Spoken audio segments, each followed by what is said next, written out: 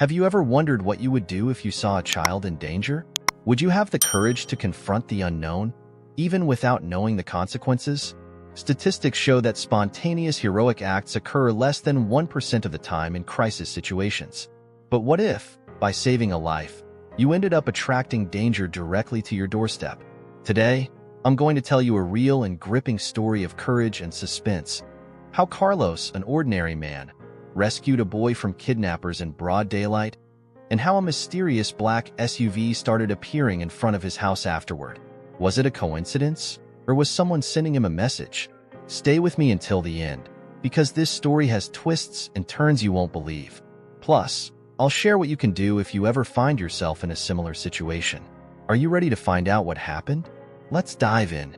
Carlos Mendez was wrapping up another exhausting day as a construction site supervisor.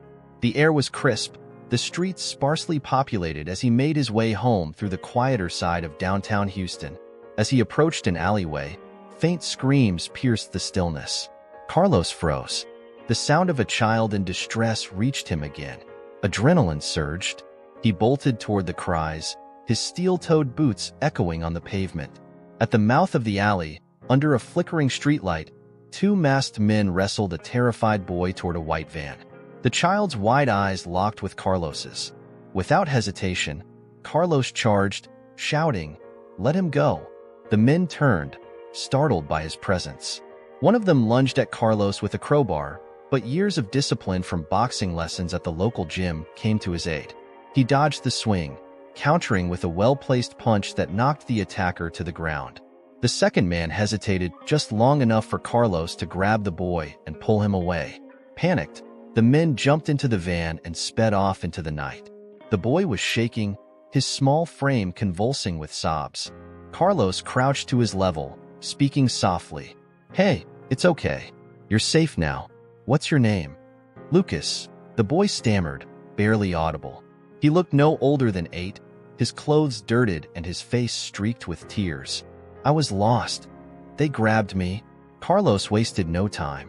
Cradling the boy protectively, he called the police and waited until they arrived.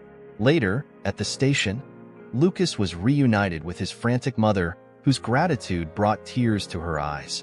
"You're a hero," she said, clutching Carlos's hands.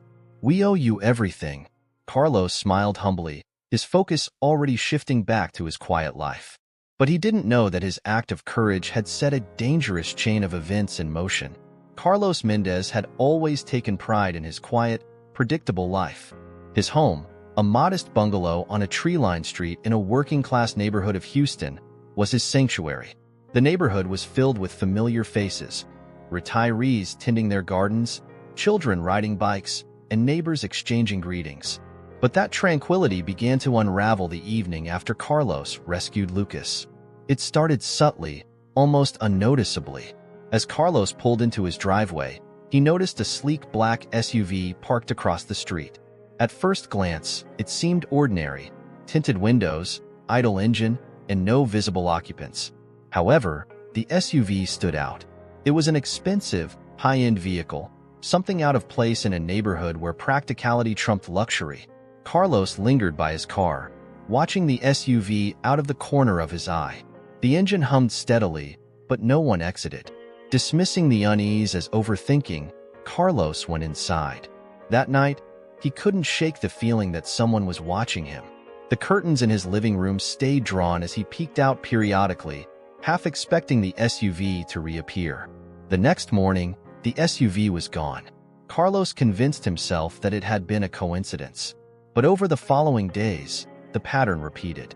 The black SUV began to appear at unpredictable times. It was there when Carlos left for work, parked down the block.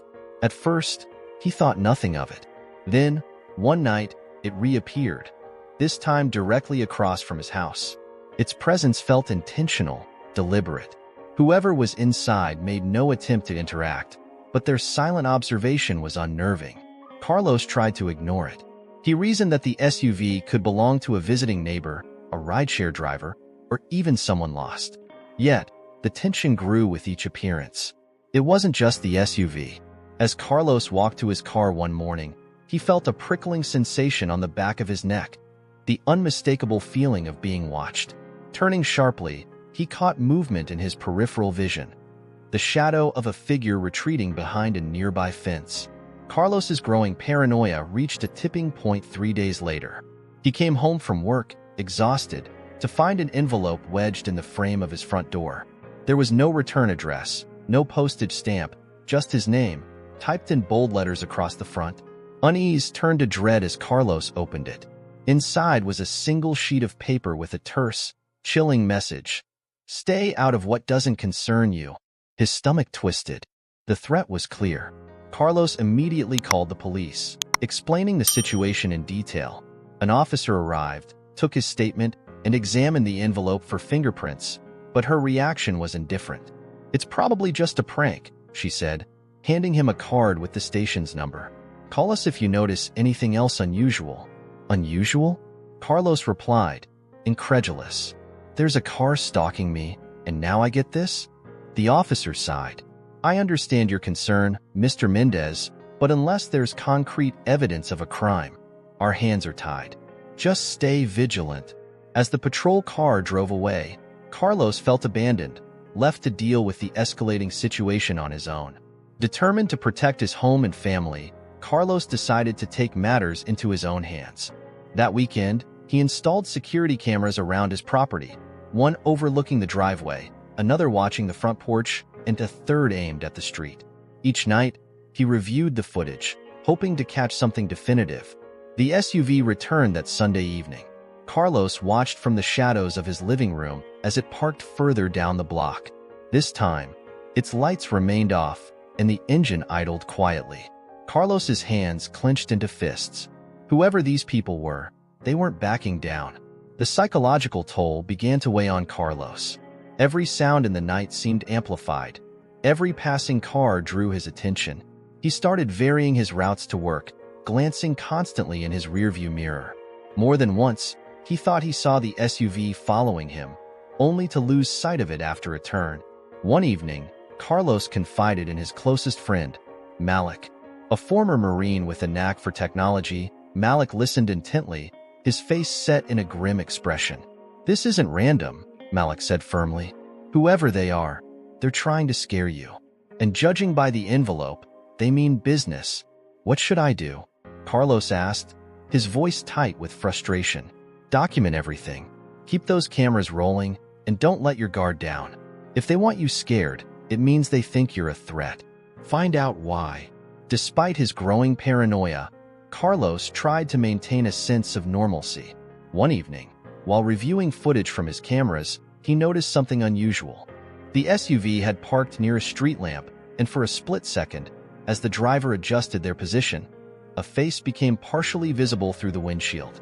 The image was blurry, but it was a start. Carlos froze the frame and sent it to Malik, who promised to enhance the image. For the first time in days, Carlos felt a glimmer of control, a sense that he could fight back. But the SUV didn't return that night. Instead, Carlos awoke to another envelope on his porch, this time with no message, just a single bullet inside. The stage was set. Carlos's quiet life was gone, replaced by a game of cat and mouse with unknown players who wouldn't hesitate to escalate their threats. Yet, Carlos wasn't the type to back down. The next step was clear. He had to uncover who was behind the SUV and the threats before it was too late. Carlos Mendez had been on edge for days. The relentless appearances of the black SUV, the threatening envelope, and now the bullet left on his porch had left him in a state of constant vigilance. He kept his baseball bat near the front door and checked the camera footage obsessively. Despite his mounting anxiety, he refused to let the fear control him. That evening, just as the sun dipped below the horizon, there was a knock at the door. Carlos froze, his hand instinctively gripping the bat. When he peered through the peephole, his tension eased. On his porch stood Lucas and his mother, Maria. Lucas was clutching a basket, his wide eyes scanning the street nervously. Carlos opened the door, his expression softening. "Lucas, Maria, this is a surprise. Come in." Maria smiled warmly, though her face betrayed exhaustion. She held the boy close as they stepped inside. "I hope we're not intruding," she said, her voice tinged with gratitude. "We just wanted to thank you properly, Carlos. You saved my son's life." Lucas handed Carlos the basket. It was filled with homemade cookies, their sweet aroma wafting up as Carlos removed the cloth covering. He placed it on the counter, motioning for them to sit in the living room. The small space felt cozy, but Lucas seemed uneasy, his gaze darting to the windows. "You didn't have to do this," Carlos said, sitting across from them. "I just did what anyone would have done." Maria shook her head. "No, Carlos. You did more than that. You risked your life. Not everyone would have done the same." Carlos glanced at Lucas, who sat quietly, his hands fidgeting in his lap. "How are you holding up, buddy?" he asked gently. Lucas shrugged, his small voice barely audible. "Okay," Maria sighed, brushing a strand of hair from her son's face. "He hasn't been sleeping well." "Nightmares." "What kind of nightmares?" Carlos asked, leaning forward. Maria hesitated, her eyes meeting Carlos's with an unspoken plea for help. "He says he keeps seeing the men from that night. And sometimes," her voice wavered, "sometimes he says he sees them outside our house." Their conversation was interrupted by the low rumble of an engine. Carlos's stomach clenched as he glanced out the window. The black SUV was back, parked a few houses down. Its headlights flashed briefly, a subtle signal that sent a jolt of adrenaline through him. Lucas's reaction was immediate. His eyes widened, and he clutched his mother's arm. "It's them," he whispered, his voice trembling. Carlos stood abruptly, his protective instincts kicking in. "Stay here," he said, moving toward the window. Peeking through the curtains, he watched the SUV idling, its engine humming ominously. "Are you sure it's the same men, Lucas?" Carlos asked, trying to keep his voice steady. The boy nodded emphatically. "The driver, I saw him. He was one of the men who tried to take me." Carlos's fists clenched. This wasn't just surveillance, it was intimidation. Whoever these people were, they wanted him to know they were watching. Carlos sat back down, his face grim. "Maria, have you noticed anything strange at your house? Any cars, people hanging around?" She nodded hesitantly. "There's been a black car parked near our block a few times. I thought it was a coincidence, but now..." Her voice trailed off, fear creeping into her tone. Carlos sighed. "I think we're dealing with something much bigger than a simple kidnapping attempt. These people are organized, and they don't like loose ends." "What do we do?" Maria asked, panic flashing in her eyes.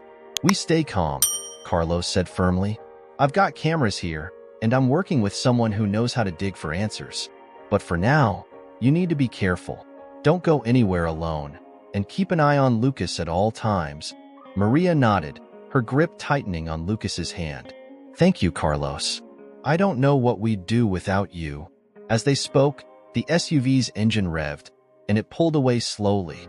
Carlos watched it disappear down the street, his mind racing. This wasn't over, not by a long shot. After Maria and Lucas left, Carlos immediately called Malik, recounting what had just happened. Lucas recognized one of the men in the SUV, he said. "We need to find out who's behind this." Malik's voice crackled on the other end. "Send me the footage from tonight. I'll start cross-referencing it with the guy's face we caught earlier. If this kid can ID them, we've got a lead." "Be quick," Carlos urged. "They're not backing off. And now they're watching Lucas's family too." As he hung up, Carlos couldn't shake the weight of responsibility pressing on him. He had saved Lucas once, but now the stakes were higher. Whoever these people were, they weren't going to stop until they silenced anyone who could expose them. Carlos checked his security footage before heading to bed. The SUV had passed by his house twice more after Maria and Lucas left. Each time, it slowed down as if surveying the area. It was a reminder that his home was no longer safe, that the walls he'd built to protect his life were now being breached by forces he couldn't yet comprehend. Lying in bed that night, Carlos stared at the ceiling, sleep eluding him. The faces of Lucas and Maria haunted him, their fear a constant reminder of the danger they faced. He didn't know how far these people were willing to go, but he resolved to find out, and to stop them before they could hurt anyone else. Carlos Mendez woke up the morning after Lucas and Maria's visit with a new sense of resolve. The fear he'd felt over the past few days had hardened into something else, determination. He couldn't let the threats control him or endanger Lucas and Maria. He needed answers, and he needed them fast. The first thing he did was call Malik. They met at Malik's garage-turned-tech lab, a space cluttered with computer monitors, tools, and remnants of old drones and other gadgets Malik tinkered with in his free time. Malik greeted Carlos with a serious expression, already pulling up the footage from the previous night. "Let's see if we can figure out who's behind the wheel," Malik said, gesturing for Carlos to sit. Malik enhanced the image from Carlos's security camera, focusing on the SUV and its occupants. Though the windows were tinted, there were moments when the glare of a street lamp revealed glimpses of the driver's face. Malik zoomed in on one frame where the angle was just right. "This guy," Malik muttered, running the image through a facial recognition program. The software churned for a few minutes before a match popped up on the screen. "Diego Reyes," Malik announced, reading the profile. "He's got a record: assault, illegal weapons possession, suspected ties to organized crime. And look at this. He works as an enforcer for a guy named Victor Rains." Carlos leaned forward, his jaw tightening. "Who's Rains?" Malik turned to another monitor, pulling up information. "Victor Rains is a ghost. No social media, no public appearances, but he's rumored to run an underground network. Drugs, weapons, human trafficking. If Reyes works for him, then we're dealing with some heavy hitters." Carlos sat back, absorbing the revelation. That explains the SUV, the threats, everything. They're trying to protect their operation. Carlos thought back to what Lucas had said during their conversation. He mentioned something about a shipment. "Do you think they were trying to kidnap him as part of some trafficking ring?" Malik nodded grimly. "It's possible. If that's the case, Lucas could have been a target because of how young and vulnerable he looked. But there's another possibility. They might think he saw something he wasn't supposed to." Carlos clenched his fists. "Either way, they're not just going to walk away because I scared them off once." Malik's fingers flew across his keyboard, pulling up more records tied to Victor Rains and his known associates. "There's a warehouse listed under one of Rains's shell companies, Arctech Logistics. It's on the outskirts of the city. If there's any evidence of what they're up to, it'll be there." Carlos sat in silence for a moment, staring at the screen filled with grainy photos and legal records. He had a choice to make: walk away and hope the threats stopped, or dive headfirst into a fight with people far more powerful than him. The idea of exposing Lucas and Maria to further danger weighed heavily on him. At the same time, he knew he couldn't live with himself if he let these people get away with what they were doing. "What's the plan?" Carlos finally asked, his voice steady. Malik looked at him, surprised. "You're sure about this? Once you start digging, they're going to come after you harder than ever." Carlos met his gaze. "I didn't get into this by choice, but now I don't have one. If we don't stop them, more kids like Lucas are going to get hurt." Malik nodded, respect in his eyes. "All right, but we do this smart. No hero moves. We gather evidence. We hit them where it hurts, and we make sure the cops and the press can't ignore it." The duo spent the rest of the day devising a plan. Malik would use his tech skills to monitor the warehouse remotely, hacking into nearby traffic cameras and setting up surveillance drones. Carlos, meanwhile, would follow Reyes, trying to figure out his patterns and gather intel without tipping him off. That evening, Carlos parked his car a block away from Reyes's known address. Using binoculars, he watched as Reyes emerged from a dingy apartment building, climbed into the black SUV, and drove off. Carlos followed at a safe distance, his heart pounding as he tailed Reyes through the city. Reyes eventually stopped at a rundown bar on the edge of town. Carlos watched as he entered, noting the way the other patrons greeted him with deference. This wasn't just a criminal hiding out. Reyes was someone important in their organization. Carlos snapped a few photos of Reyes and the bar, sending them to Malik. "This might be their meeting spot," he said over the phone. "Good work," Malik replied. "I'll see if I can tap into their security cameras and get us more intel." As Carlos drove home that night, his phone buzzed with an incoming text. It was from an unknown number. Last warning: walk away, or you'll regret it. Carlos gritted his teeth, his resolve hardening. He deleted the message but saved the number, forwarding it to Malik. If they wanted to intimidate him, they were going to be disappointed. Carlos returned home, his mind racing with thoughts of what lay ahead. He knew the risks were escalating, but the thought of Lucas's terrified face and Maria's desperation spurred him on. This wasn't just about him anymore. It was about protecting those who couldn't protect themselves. He stood at his window, watching the empty street outside. For the first time in days, the black SUV wasn't there. But Carlos knew better than to feel relieved. The storm was coming, and he was ready. Carlos and Malik worked late into the night, sifting through layers of data. Malik's skills proved invaluable. He traced Arctech Logistics to an industrial warehouse on the outskirts of town.